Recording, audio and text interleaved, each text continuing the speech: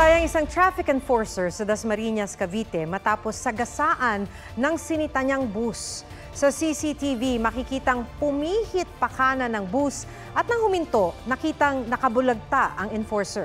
Sa investigasyon ng pulisya, pinapahinto ng enforcer ang driver ng bus dahil sa no-loading traffic violation. Pero imbes na tumigil, binilisan umano ng driver ang pagpapatakbo kaya nahagip ang enforcer. Sinubukan pang tumakas ng driver pero nahuli rin matapos makipaghabulan. Maharap siya sa reklamong reckless imprudence resulting in homicide. Huwag magpahuli sa mga balitang dapat ninyong malaman. Mag-subscribe sa GMA Integrated News sa YouTube. Sa mga kapuso abroad, subaybayan nyo kami sa GMA Pinoy TV at sa www.gmanews.tv.